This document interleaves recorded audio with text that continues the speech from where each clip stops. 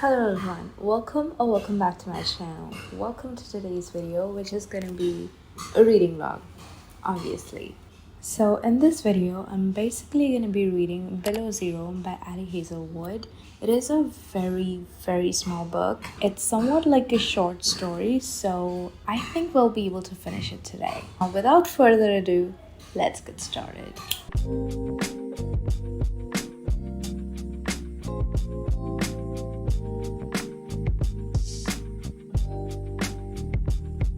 Okay, so basically this book comes under the Steminas Novellas. This is the last book of the series. We'll be completing a series if we finish reading this book. But let's read the synopsis first. So on Goodreads, it says, it will take the frosty terrain of the Arctic to show these rival scientists that their chemistry burns hot. Mara and Sadie and Hannah are friends first, scientists always. Though their fields of study might take them to different corners of the world, they can all agree to this universal truth. When it comes to love and science, opposites attract and rivals make you burn. Hannah's got a bad feeling about this. Not only has the NASA aerospace engineer found herself injured and stranded at a remote Arctic research station, but the one person willing to undertake the hazardous rescue mission is her long-term rival. Ian has been many things to Hannah. The villain who tried to veto her expedition and ruin her career, the man who stars in her most deliciously lurid dreams, but he's never played the hero. So why is he risking everything to be here? And why does his presence seem just as dangerous to her heart as this coming snowstorm? To read Mara and Sadie's stories, look for the novellas Under One Roof and Stuck With You, available now from Berkeley. To be honest with you, I've read Under One Roof and Stuck With You previously, but I do not remember the character's name or the plot in general. I think the second one was like an elevator story. Like it starts from an elevator and then they I forgot about it.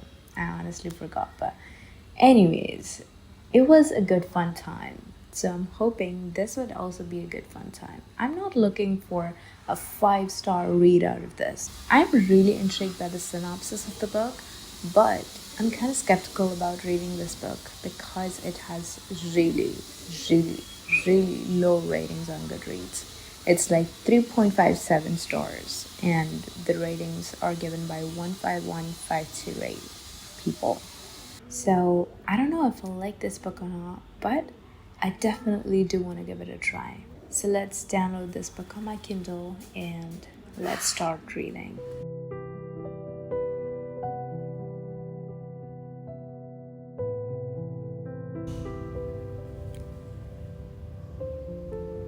The prologue, it's everything. Oh my gosh, it got me hooked.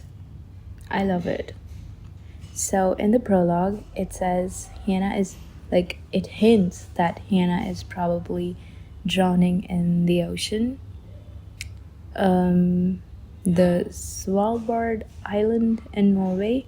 And Ian Floyd is, I'm hoping, the male main character of this book, is here to save her. Oh my gosh. Count me intrigued. I laughed out so hard when she said, anyhow, I was a pretty lost kid until Brian McDonald, a junior, decided that asking me to homecoming by opening with, your eyes are as blue as the sunset on Mars, might get me to say yes. For the record, it's a horrifying pickup line. Do not recommend. Use sparingly. Use? Not at all, especially if, like me, the person you're trying to pick up has brown eyes and is fully aware of it. Oh my god. Okay, so basically I'm at chapter number 2, page number 21. I'm honestly flying through this book, mostly because this is a very short book. It's about, I think, 123 or something pages, including the epilogue. But anyways, let's talk about chapter number 1. So basically, chapter number 1 introduces Hannah as a character, like how she grew up and why she became or chose to be a NASA scientist. And that is it. And it also kind of establishes the fact that she's very ambitious, and at the same time, she's highly emotionally unavailable. So I think our male main character is gonna work on that, but it's nice to know that she is emotionally detached, and most probably we're gonna get a haters to lovers story. Guys, tell me, why did I think he would be a broody guy? He's not. He's actually a nice man, but I thought he would be like that. Anyways, in chapter number 2, mostly they meet Hannah and Ian, and it turns out that Ian is the team leader of their group, which is crazy at the age of 25, but it is what it is. And she's kind of intrigued, but I'm confused. I thought they hate each other. They actually don't. I thought they will be academic rivals. They're not. Hannah describes Ian to be a guy who is very simply and never before experienced mix of cute and overwhelmingly masculine with a complex layered air around him. It smells simultaneously. Do not piss me off because I don't fuck around, and ma'am, let me carry those groceries for you. I don't know how Ali Hazelwood comes up with such descriptions, but I'm a big fan of her writing. Ian is the cousin of Mara, Hannah's friend, so she's kind of skeptical about whether or not she should be dating Mara's cousin. But then, after spending a day with him, she realizes that Ian is just too good to be true. So she says, "Sorry, Mara, I like your cousin or something a little too much to pass this thing off." I kind of knew that this would happen, but I would have liked if it was not instantaneous. It is like love at first sight. And I'm not a big fan of love at first sights, but I can see where Hannah's coming from. And if I were at Hannah's place, I would have probably done the same. Because he's not egoistic like other people would be, and he doesn't have that rivalry instance. He is passionate about his work. He is really intelligent, and I think someone might even consider me to be a sapiosexual, but I like intelligent people. And fourth, he looks great. So he has each and every character that one might consider it to be a plus point in a man. Why would you not date him? Why? Just why? I will if I were single. Even if I wasn't, I would. I think it's kind of an exaggeration, but yeah. Okay, she just put forth a proposition for him. He's kind of confused. I don't know, his expression is just, he's taken aback, actually. It feels kind of weird. What is happening? She says, "Can I kiss you, like right now?" He says, He stares and then blinks. Then he mumbles. And she says, "That's not a no, is it?" He says, "No, it's not." And then they kiss. I'm so confused. Oh my gosh, it's his first kiss, most probably. Why do I love that? Like, at the age of 25, you're having your first kiss. It's just so wholesome. But he nails it. He nails that kiss. You know, shy boys are always the ones who take your breath away, who knows how to do it, who's into that stuff. Everything's spicy for them. They just don't show it. Okay, that turned out to be a so much more intense. They just met and they're having already? What the hell?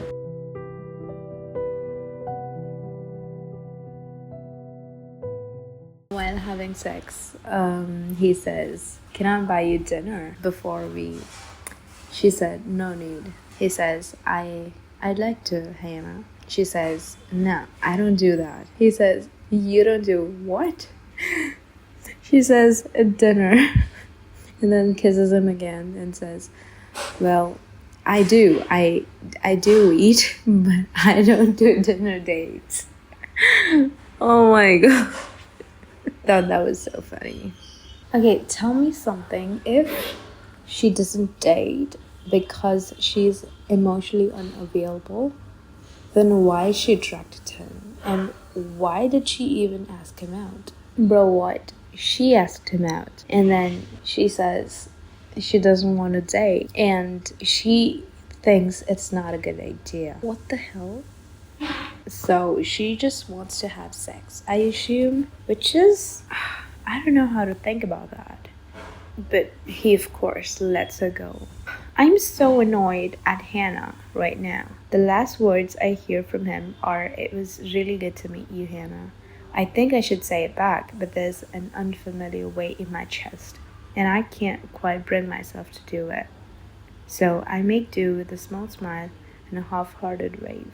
I stuff my hands in my pockets while my body is still thrumming with what I left behind, and wander slowly back to the Caltech campus, thinking about red hair and missed opportunities. She self-sabotaged herself, is all I can say right now. Oh my god.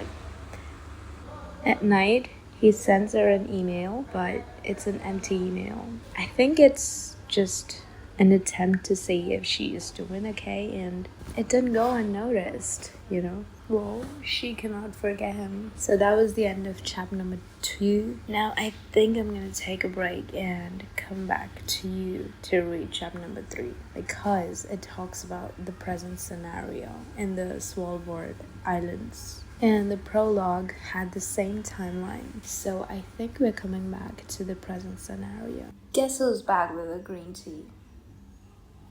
Of course, me. Cheers. Let's talk about Below Zero. I've read up till chapter number 3, and now I'm currently gonna read chapter 4, but let me summarize the chapter for you. So basically, in chapter 3, we see Hannah sent to her mission in Norway, and she sprains her ankle. She's alone. She doesn't know what to do. She's stuck in the middle of nowhere, and even AMASE, AMASE, which is the organization who sent Hannah there, cannot, access her GPS tracker. So she's stuck there. At the same time, Jan tries to reach out to her after hearing the news that she got injured. He was meant to be in Europe, but he leaves his work and rushes to save her. I'm blushing. I'm literally blushing while saying this, but I love this man. I need this man in my life. Okay, so in chapter number 4, they meet again. After 4 long years. It's ironic now. It matches with the number. Okay, so basically she introduces her friend Alexis, who is a big fan of Jan. And Alexis is kind of surprised by the fact that she knows Jan. She asks if they know each other or not. She says, yeah, we do. We had a thing years ago. A thing? Alexis' eyes widen even more. Oh no, I didn't mean that kind of thing. We did some kind of one of those, what are they called? An informational interview. Jan patiently provides. An informational interview? Alexis sounds skeptical. She stares at Jan, who is still staring at me. Yeah, kind of. It devolved into a what? Us almost fucking on NASA property? You wish, Hannah. Oh my gosh. I love how Ali Hazelwood writes a character. Only she can do this. What the hell? Jan messes up Mara's name and calls her Melissa. And she's supposed to be his cousin. Is everything right between them? I don't think so. How can a parent not be supportive of someone's dream job like that too? In NASA. It's crazy to me. Like, if I were to work for NASA, my parents would have been so proud. They would have distributed sweets throughout the entire neighborhood and beyond. Unfortunately, Hannah has that kind of a parent. I love the fact that Ian is so ecstatic to know that Hannah got selected for a maze, which is apparently the epitome of success one can have in their field.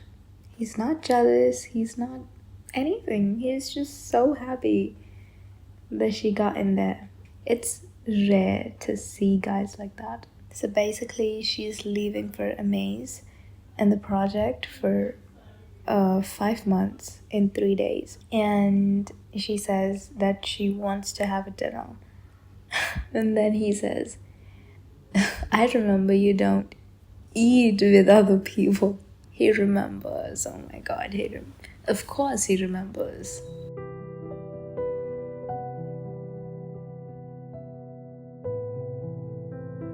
Why does it happen every single time in novels? When a guy or the girl tries to have a conversation with each other, every single time they get interrupted. And every single time that turns out to be a serious conversation. I'm so annoyed, of course, at the one who interrupted them. Oh my gosh. He became the chief of that project.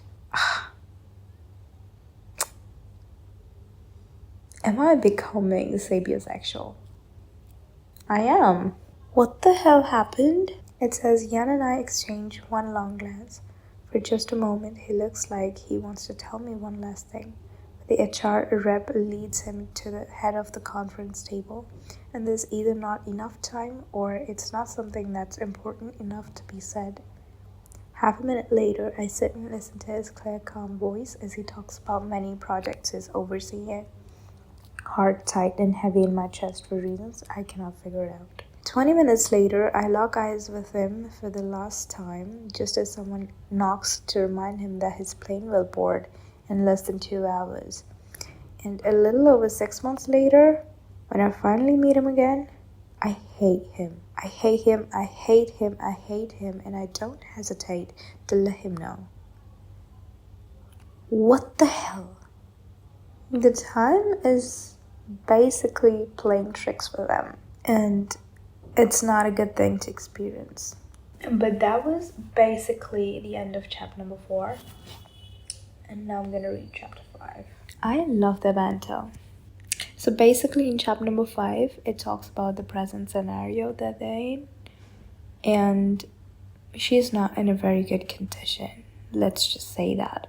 So Yen kind of talks to her while he reaches there to rescue her. Though this is not the official rescue team, NASA kind of stopped doing that. She asks like a million times that, Yan, why the heck are you here? You shouldn't be here. And Yan tries to escape that question. He doesn't answer it. He just skips it every single time and talks about everything else other than that. And then when she won't stop, Yan says, you ask a lot of questions. To which Hannah replies, yeah, but they are pretty good questions, so I'm gonna keep asking for more. For instance, how the... as long as I can ask some too, he says. Oh my god. And then, as if that wasn't enough, he tries to ask her if she is doing okay. Oh my god. I love this man. I love this fictional man. And I need him in my life as a boyfriend, as a husband, as my partner. Everything. He came for help. He did not. What the hell? Now it makes sense why she hates him. So basically, she wasn't getting any funding from NASA. Upon confronting her own supervisor, she gets to know that Yan was the one who vetoed the project she made. Why did he do that? Why? He can technically, but it isn't right if she did something right, you know? If her project is good, it's not a right thing to do. So I'm with Hannah and not Yan. But I also kind of know that Yan might have his own reasons. So. Are you shitting me right now? He said out loud that he doesn't trust Hannah enough to believe that it is her work. What the hell? But the good news is her project is getting selected on the budget surplus and the company provided, and for that she needs to go to Norway, which is the present day scenario. Oh my gosh, things are getting heated up. Okay, I can see why he did what he did. So basically, she says that the reason was personal, isn't it? And you vetoed my proposal because I didn't sleep with you, what, like 5 years ago? He doesn't deny it, doesn't defend himself, doesn't scream that I'm insane. His eyes narrow to blue slits and he asks, "It was Meryl, wasn't it?" "Why do you care? You did veto my project, so..." "Did he also tell you why I vetoed it?" "I never said it was Meryl who, because he was there when I explained my objections, at length and in detail." "Did he omit that?" I pressed my lips together, which he seems to interpret as an opening. "Hannah." He leans closer. We're nose to nose. I smell his skin and his aftershave, and I hate every second of this. "Your project is too dangerous. It specifically asks that you travel to a remote location to drop off equipment at a time of the year in which the weather is volatile and often totally unpredictable. I've been in What? I've been to a certain place in February and avalanches develop out of the blue. It's only gotten worse in the last few. So basically the weather conditions which she's going to be working with is very volatile and very unpredictable. He doesn't want her to risk it. Okay. I get it. I get him now. I'm scared for Hannah because he says Meryl cannot be trusted and he cannot disclose it, but he also says that he cannot be trusted. But then she says, of course, I should take the word of a guy who went behind my back over the word of a guy who went to bat for me and made sure that my project was funded anyway. Very hard choice to make. He says, what did you just say? I rolled my eyes. I said a bunch of things, Ian, but the gist of it was to fuck off. Now, if you'll excuse me, what you mean Meryl made sure that your project was funded anyway? His grip tightens. I mean exactly what I said. He found an alternative, Yen. Me and my inability to carry out the project are going to Norway, and there is nothing you can do about it. He closes his eyes, and then he opens them and mutters something under his breath that sounds a lot like a fuck, followed by my name and other hurried explanations that I don't care to listen to. I free my arm from his fingers, meet his eyes one last time, and walk away, swearing to myself that this is it. I will never think of Jan Floyd again. It's just too much to react. I kind of not want Hannah to go, but at the same time, I don't know whom to pick. I can see where Jan comes from, but at the same time, I want Hannah's proposal to get selected. And maybe there's some other way. But of course, there isn't, because Chapter 7 talks about the present scenario, where they both ended up in Svalbard Island, Norway. I could cry right now. Oh my gosh. So basically, he rescues her, but the pain is actually unbearable. So she stands like a flamingo, and then thinks about the fact that if Yen hasn't been there, she would have been dead by now. She says, 2 lonely tears have opened the floodgates. Behind me, Yen loads his climbing gear into his backpack. His movements practiced and economical, and I cannot bring myself to offer any help. I just stand awkwardly trying to spare my throbbing ankle on one foot like a flamingo. My cheeks are hot and wet in the falling snow, and I look down at my stupid crevice, thinking that until a minute ago, until Jan fucking Floyd, it was going to be the last place I saw, the last slice of sky.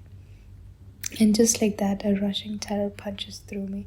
It knocks out the fabricated quiet of my Martian ocean and the sheer magnitude of what nearly happened, of all the things I love that I would have missed out on if Jan hadn't come for me, sweeps through my brain like a rake. Dogs, 3 a.m. in the summer, Sadie and Mara being absolute idiots, and me laughing at them, hiking trips, kiwi iced tea, and that Greek restaurant I'd never gotten around to trying. Elegant Code, the next season of Stranger Things, really good sex, a nature publication, seeing humans on Mars, and the end of A Song of Ice and Fire. I can't, she realizes that and he's comforting her. He mumbles, fucking Meryl, with barely restrained fury, and I think it would have been easier to blame things on Meryl. But the truth is, it was all my fault. And then he smiles, and she says, he smiles, and the thought that I could have died without being smiled at like this, by this man, has my lips trembling. So good. Ian carries her to the boat all the way. I need a man like this, because my man would never do this for me. Like, never. He would help me if I got a sprain or broke my ankle, yes, but he would never, ever carry me in public just because I had a sprain or maybe I broke my ankle. If only I had Jan. Why is he ignoring her? What the heck ever, she asks. Why is he here? He just ignores her. Now it makes sense why he doesn't know Mara, because their parents used to fight a lot, as his father used to smuggle weed and take Jan along with him.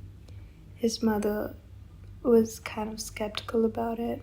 They used to have fights, and then she restrained him to meet the Floyd part of the family. So that is the reason why he doesn't know Mara that well.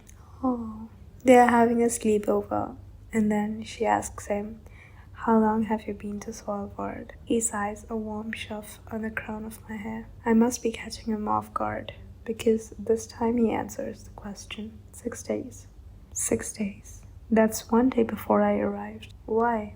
Vacation. He nuzzles my head with his chin.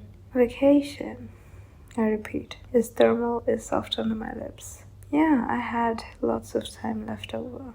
And you decided to spend it in Norway. Why do you sound incredulous? Norway is a good place. It has fjords and ski resorts and museums. Except that's not where he is. Not at a ski resort. And most definitely not at a museum. Jan.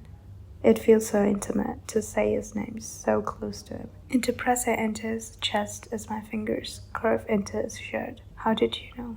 Know what? That my project was going to be such a shit show. That I wasn't going to be able to finish my project. I'm going to start crying again, possibly, likely. Was it that obvious? I'm just this total giant, incompetent asshole who decided to do whatever the fuck she wanted despite everyone else telling her that she was going to. No, shh. His arms tighten around me, and I realize that I'm in fact crying. You're not an asshole, Hannah. And you are the opposite of incompetent. But you vetoed me because of the intrinsic danger of a project like yours. For the past few months, I tried to get this project stopped in about 10 different ways. Personal meetings, emails, appeals, I tried it all. But even the people who agreed with me that it was too dangerous would not step in to prevent it. So no, you're not the asshole, Hannah. They are. Because it's a great project. It's absolutely brilliant, and it has the potential to revolutionize future space exploration missions. High risk, high reward. Too high risk. But Meryl said that. Meryl is a fucking idiot. I agree with him. I do. My eyes widen. Jan's tone is exasperated and furious and not at all what I was expecting from his usually calm and aloof self. Well, Dr. Merrill has a doctorate from Oxford and I believe is a Mensa member, so he's a moron. I shouldn't laugh or burrow even closer to Jan, but I cannot help myself. He was at Amaze when I was here too. There were 2 serious injuries during my second expedition, and both of them happened because he pushed scientists to finish fieldwork when conditions weren't optimal. What the hell? I hate Merrill now. Oh my god. Yes. He points out Merrill was supposed to come with Hannah. He asks, why were you alone, Hannah? You were supposed to have someone else with you. That's what the proposal said. Hannah says, Merrill was supposed to come for backup, but he wasn't feeling well. I offered to wait for him, but he said we'd be losing valuable days of data and that I should just go alone, and I went, and then when I called in for help, he told me that the weather was turning and... Wait, something's not right. When she asks him, how did you know that I was going to need you? He says, I didn't, Hannah. I was just afraid that something might happen to you, and I don't trust Merrill, not with you. He says it, you, like a remarkable and important thing, the most precious data point, his favorite town, the loveliest, starkest Martian landscape. Even though I pushed him away over and over, he still came in a rocking boat in the middle of the coldest ocean on the planet Earth, just to get me warm. I tried to lift my head and look up at him, but he presses on gently and keeps stroking my hair.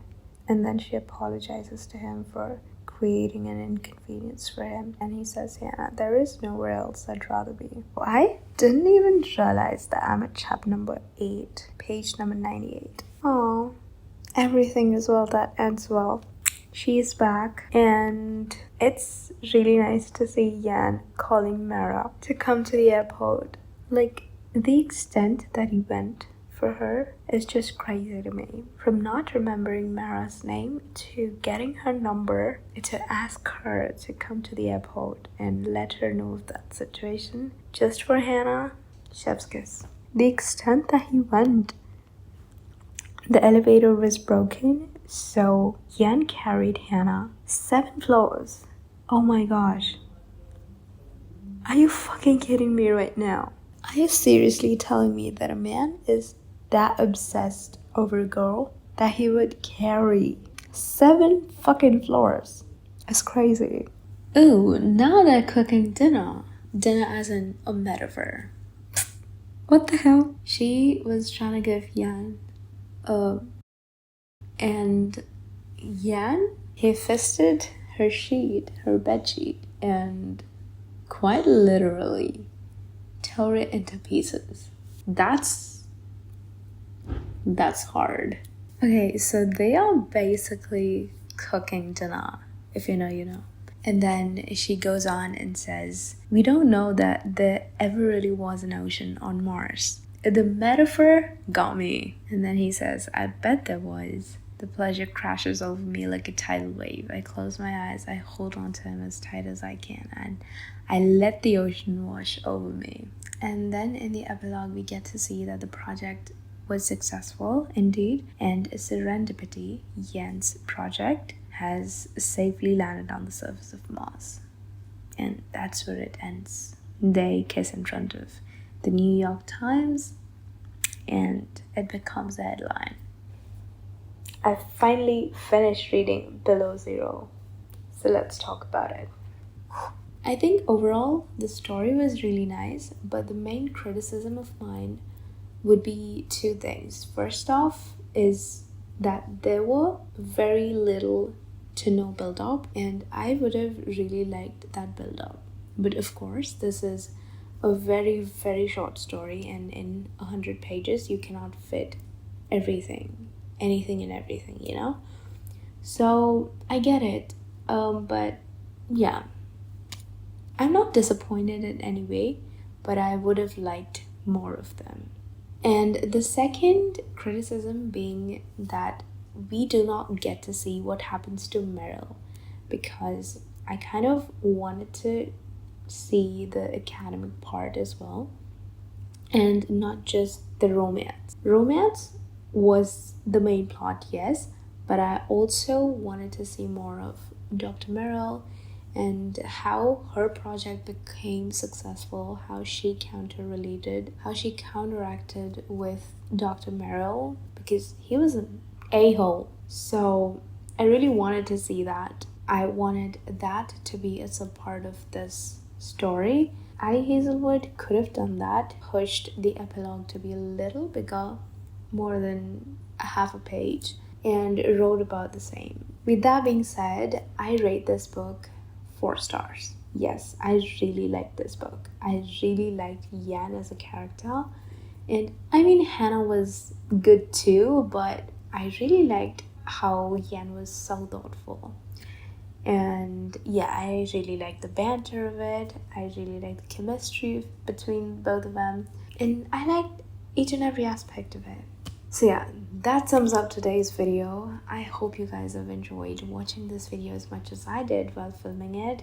My battery is literally flashing right now. I need to charge it. So I need to quickly wrap this up. In case you've read this book or you're planning to read this book, let me know down in the comments below.